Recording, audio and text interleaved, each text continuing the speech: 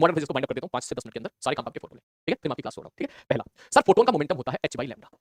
Sir एक photon की energy होती है hc बाई लैम्डा, 1240 बटे लैम्डा या 12400 बटे lambda.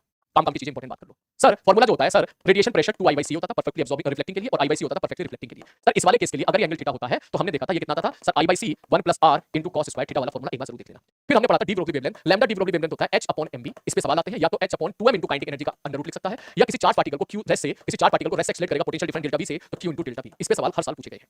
This is the de Broglie wavelength, ठीक है? फिर हम जाते हैं फोटोइलेक्ट्रिक इफेक्ट पे, वहां हमारे पास रिलेशन आता है सर E = 5 + ke max। इसी पे ही सबसे ज्यादा सवाल आपको देखने के लिए मिलेंगे। यहाँ E होता है एनर्जी ऑफ वन फोटोन, जिसकी वैल्यू होती है hc बाई लैम्डा या h न्यू या 1240 बटे लैम्डा या 12400 बटे लैम्डा इन एंगस्ट्रॉम। सर 5 को बोलते हैं वर्क फंक्शन, इसको आप लिख सकते हो hc by lambda naught, lambda naught is the threshold wavelength, या h mu naught is the threshold frequency.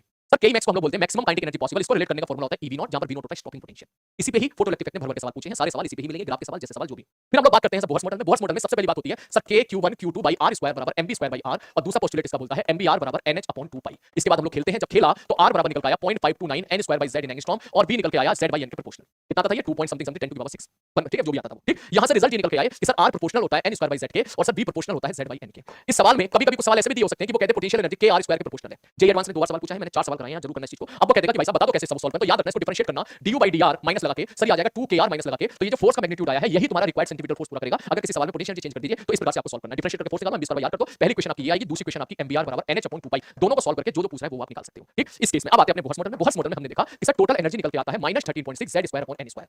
अगर कोई इलेक्ट्रॉन एक जगह से दूसरी जगह को अगर उसको जंप करवाना है तो सर कितनी एनर्जी देनी पड़ेगी? अगर उसको एक जगह से दूसरी जगह पहुंचाना है तो मैं सीधा बोलूंगा 13.6 सर z स्क्वायर 1 अपॉन छोटे का स्क्वायर माइनस 1 अपॉन बड़े का square, and that is equal to hc by lambda. एक ही फॉर्मूला आपका सब जगह लग जाएगा, ठीक है? बोला जाए कि भैया n1 से n2 को बताना कितनी एनर्जी देनी पड़ेगी, इतनी। इतने फोटोन की उस फोटोन की एनर्जी कितनी होनी चाहिए, इतनी। उस फोटोन की वेवलेंथ कितनी होनी चाहिए, hc बाई लैम्डा के बराबर कर दे, या 1240 बटे लैम्डा के बराबर कर दे। कोई फोटोन ऊपर से नीचे, कोई इलेक्ट्रॉन ऊपर से नीचे आए, डीएक्स साइड हुआ तो कितनी एनर्जी निकालेगा, इतनी। कितनी एनर्जी का फोटोन निकालेगा, इतनी। कौन सी वेवलेंथ होगी फोटोन की, ये वैल्यू पुट कर दे, सॉल्व करके आंसर निकाल दे। कहीं से भी 1 पे आना लाइमन सीरीज, कहीं से भी 2 पे आना बामन सीरीज, कहीं से भी 3 पे आना पार्शियल सीरीज। लाइमन सीरीज में अल्ट्रावायलेट होता है, बामन में विजिबल होता है, बाकी सब में इंफ्रारेड। बल्ब देखिए लाल लाल वाला तरीका लगा सकते हो। उसके बाद इस पर सवाल जो भी सवाल है वो इन्हीं फॉर्मूले के इर्द-गिर्द आपको देखने के लिए मिलते रहते हैं। उसके बाद अगला इफेक्ट ऑफ न्यूक्लियस, आप डायरेक्ट फॉर्मूला याद कर लीजिएगा जो वहां पर मैंने दे रखा है मेंस के लिए, आप उसको छोड़ सकते हो, ठीक है? ठीक है सर, एक मिनट पानी पी लेता हूं, ठीक है भैया। यहाँ से कुछ सवाल आपके फोटोइलेक्ट्रिक इफेक्ट से भी आ सकते हैं कि कोई इलेक्ट्रॉन है n बराबर 4 से कोई इलेक्ट्रॉन n बराबर 1 पर आया है, तो यहाँ से जो भी एनर्जी निकलेगी in the form of photon वो किसी प्लेट के ऊपर गिरा दिया, तो बताओ k max कितना होगा?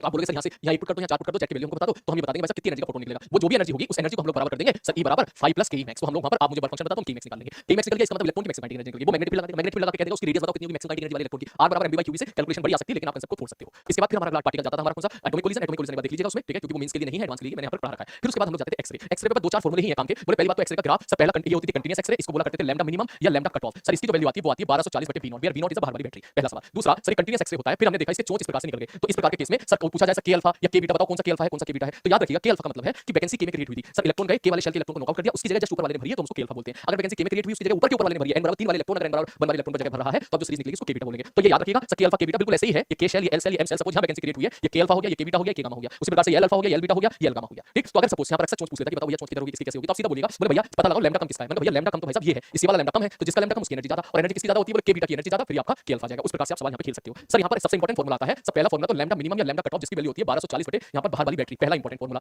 दूसरा इंपॉर्टेंट फॉर्मूला यहां पर आता है एनर्जी का, डेल्टा E बराबर 13.6 z माइनस b का स्क्वायर 1 अपॉन n छोटे का स्क्वायर माइनस 1 अपॉन n बड़े का स्क्वायर। ये कैरेक्टरिस्टिक्स एक्सरे सवाल है, इसमें एडवांस में सवाल पूछे, मेंस वाला भी पूछ लेता है। यहां पर b स्क्रीनिंग कोएफिशिएंट होता है, k सीरीज के लिए b की वैल्यू 1 होती है और l सीरीज के लिए 7.4 होती है। उसके बाद अगर सवाल वाला देगा तो वो खुद आपको बता के देगा कि भाई साहब k की वैल्यू ये मान के चलो। इसी को जब दोनों तरफ अंडर रूट में, ये क्या है सर, इतनी एनर्जी का फोटोन निकलेगा बेसिकली कैरेक्टरिस्टिक्स एक्सरे में, तो आप इसी को h म्यू लिख सकते हो, इसी को hc बाई लैम्डा लिख सकते हो। जब दोनों को अंडर रूट ले लेते हो आप यहां पर, तो आपके सामने एक ये रिजल्ट निकल के आता है a * z माइनस b बराबर रूट फ्रीक्वेंसी, जिसको हम लोग बोला करते थे मूव ले लो। और इस पे भी सवाल सारे आप यहां से कर सकते हो क्योंकि इसी का मैथमेटिकल वर्जन ही हमारा ये सवाल है। ये हमारा एक्सरे के लिए इंपॉर्टेंट चीज थी। उसके बाद हमारे एक्सरे के बाद आता है बेटा बाइंडिंग, यहां न्यूक्लियर फिजिक्स। न्यूक्लियर फिजिक्स में थ्योरेटिकल ज्यादा है, क्वेश्चंस में केवल कैलकुलेशन है। थ्योरेटिकल ज्यादा में सबसे इंपॉर्टेंट फॉर्मूला रेडियस का कि r बराबर होता है r नॉट a की पावर 1/3। न्यूक्लियस की जो डेंसिटी जाती है वो 10 टू की पावर 17 kg पर मीटर क्यूब के आसपास जाती है। न्यूक्लियस की जो डेंसिटी होती है वो a पर डिपेंड नहीं करती है। ये इंपॉर्टेंट सवाल है। वॉल्यूम पूछा जाए 4/3 r क्यूब कर दो आप यहां पर, आपसे डेंसिटी पूछा जाए तो डेंसिटी हमने निकाली दी, तो ये भी इंडिपेंडेंट नहीं थी। पहले सवाल तो आपके यहीं से पूछ लिए जाते हैं। फिर आपकी आती है बाइंडिंग एनर्जी। सपोज कोई आपसे पूछे कि बाइंडिंग एनर्जी बता दो, सपोज कोई क्लोरीन है 1735 है, इसका बाइंडिंग एनर्जी क्या लिखोगे, तो आप सीधा बोलोगे भैया देखिए बोले 17 तो हमारे पास पहले प्रोटॉन है जो फ्रीली घूम रहे हैं सर, 18 हमारे पास यहाँ पर सपोज न्यूट्रॉन है जो शुरू में फ्रीली घूम रहे थे, तो पहले 17 प्रोटॉन 18 न्यूट्रॉन जो फ्रीली घूम रहे थे उनको इकट्ठा करके हमने क्लोरीन का न्यूक्लियस बना दिया, ठीक है। सपोज एक्स ले लिया, मुझे एटॉमिक नंबर याद नहीं, भूल गया हूं मैं, ठीक है। तो सर अब जो है, अब जब ये तो सर ये तो पहले का मास हो गया, जब इसमें से मैं अब जो मास हमारा बन गया है x, इसको मैं घटा दूंगा तो इसको हम बोलेंगे मास डिफेक्ट। अगर ये सब ग्राम में दे रखा है या किलोग्राम में दे रखा है, c स्क्वायर से गुणा कर देगा, delta m c square delta e बराबर डेल्टा m c स्क्वायर, तो आपको डायरेक्ट एनर्जी मिल जाएगी, लेकिन जूल में मिलेगी। उसको आपको 1.6 × 10 - 31 से मल्टीप्लाई करोगे तो वो एनर्जी आपकी EV में आ जाएगी। लेकिन अगर ये मास आपको अपन AMU टाइप में दे रखे हैं, AU टाइप में दे रखे हैं, तो सीधा आप इसको मल्टीप्लाई कर सकते हो 931.5 से और आंसर आएगा मेगा इलेक्ट्रॉन वोल्ट में। This is called the binding energy for that particular atom. Suppose iron दिया होता, कुछ भी दिया होता, इस पे तुमने देखा कम से कम 10 सवाल पूछे गए हैं। फिर कुछ सवाल रिएक्शन के पूछ लिए जाते हैं। रिएक्शन हम लोगों ने देखा था कि रिएक्शन में कैसे क्यू वैल्यू कैसे निकालते हैं, बोले mass of reactant minus mass of product to 931.5 ये आपका हो जाएगा Q वैल्यू। उसी हिसाब से Q वैल्यू कभी-कभी बाइंडिंग एनर्जी के फॉर्म में यूज लेता है सवाल, जैसे मैंने आपको कराया था। तो Q वैल्यू का एक दूसरा फॉर्मूला बाइंडिंग एनर्जी के फॉर्म में होता है। Binding energy of product minus binding energy of reactant. बस उसके बाद आप पता लगा सकते हो अगर Q वैल्यू पॉजिटिव आ रही है तो इसका मतलब रिएक्शन एक्सोथर्मिक है, नेगेटिव आ रही है तो इसका मतलब एंडोथर्मिक है। कभी कोई रिएक्शन पॉसिबल है या नहीं है तो आप उसके लिए देखिएगा कि स्टेबिलिटी की तरफ जाना चाहिए। दो छोटे-छोटे बंदे मिलकर बड़े बन सकते हैं अगर उसका बड़े वाले बंदे की बाइंडिंग एनर्जी पर न्यूक्लियन ज्यादा है तो अगर ऐसा होगा तो उसको बोलेंगे न्यूक्लियर फ्यूजन रिएक्शन। और कोई एक बड़ा न्यूक्लियाइड टूट के तो छोटे-छोटे न्यूक्लियाइड में टूट सकता है, बशर्ते वो दोनों स्टेबल हो, तो उसको हम लोग बोलते हैं न्यूक्लियर फिशन रिएक्शन। इसके अलावा कोई भी इक्वेशन गिवन होगी बस थोड़ी सी कैलकुलेशन का इस्तेमाल होना है। तो दिस इज ऑल अबाउट, ये अब हमारा हो गया है। मेरे हिसाब से क्लास को मुझे यहाँ पर छोड़ना चाहिए, ठीक है। तो मॉडर्न फिजिक्स मेरे हिसाब से हमने यहाँ पर बढ़िया तरीके से कंप्लीट कर लिया बेटा। बस इसमें रेडियोएक्टिविटी और रेडियोएक्टिविटी के मैंने नहीं कराए हैं क्योंकि ये सिलेबस में हट गए हैं। जेईई के सिलेबस में रेडियोएक्टिविटी नहीं है, लेकिन आप केमिकल काइनेटिक्स में पढ़ते हो, जैसे केमिकल काइनेटिक्स में फर्स्ट ऑर्डर रिएक्शन होता है सेम आपकी रेडियोएक्टिविटी होता है, ठीक है। तो ये मेंस के लिए अभी सिलेबस में तो उन्होंने मेंशन नहीं किया है, तो मैं वो वाला पार्ट मैंने यहाँ पे कवर नहीं किया है। कोई करना चाहे तो बेटा कर लेना अपने हिसाब से, जितना पार्ट पॉसिबल हो सकता था मैंने यहाँ पर बढ़िया तरीके से करा दिया है। एडवांस के भी आपको कम से कम 23 24 सवाल मैंने एडवांस के भी करा दिए हैं और भी अच्छे सवाल हमने दिए हैं फ्रॉम बेसिक टू एडवांस। सारी चीजें अगर बढ़िया तरीके से समझ में आ गई हैं तो